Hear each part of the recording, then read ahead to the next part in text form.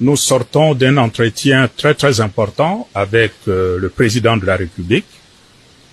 Cet entretien fait suite aux initiatives que lui-même avait déjà prises en allant à la rencontre du chef de l'État du Burundi et puis du Congo-Brazzaville.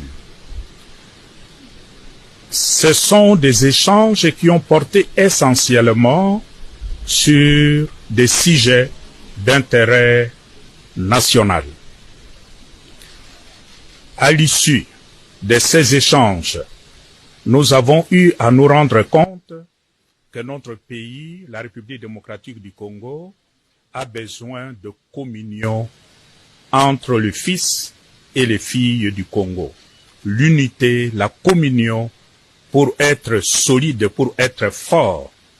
Comme vous le savez tous, notre pays aujourd'hui souffre d'une agression qui vient essentiellement de l'Est du Rwanda. Nous le savons.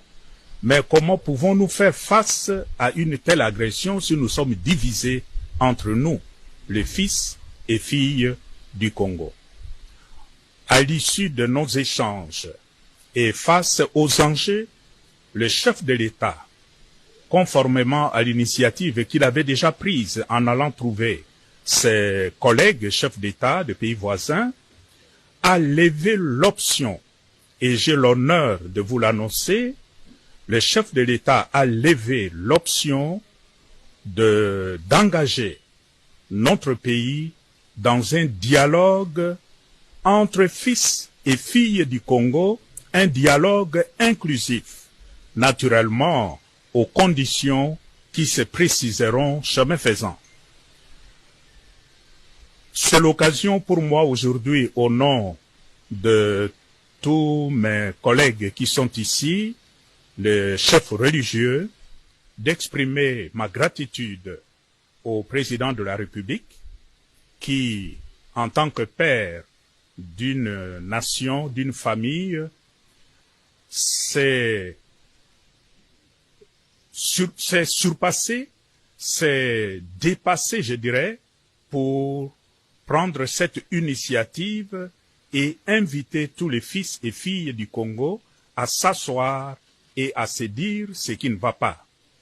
Voilà pourquoi aujourd'hui je lui dis de tout cœur merci pour cette hauteur. Merci aussi pour les autres chefs d'État qui nous ont aidés, notamment le président du Burundi et le président du Congo-Brazzaville. Nous pensons que après que le président a levé cette option, dès lors que cette option est levée d'aller à un dialogue inclusif entre fils et filles du Congo, c'est à nous tous, ceux qui sont au pouvoir, tout comme ceux qui sont dans l'opposition, de s'inscrire dans cette dynamique pour que cette initiative puisse aller de l'avant, porter de fruits, pour que tous les fils et filles du Congo puissent vivre enfin en paix, dès lors que les motifs d'agression à notre pays seront aussi enlevés.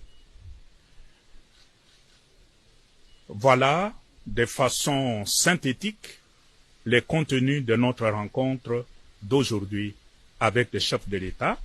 Et nous, en tant que chef de confession religieuse, nous avons accepté cette mission que le chef de l'État nous confie et nous nous engageons à porter de l'avant comme un apostolat pour le grand bien de notre pays.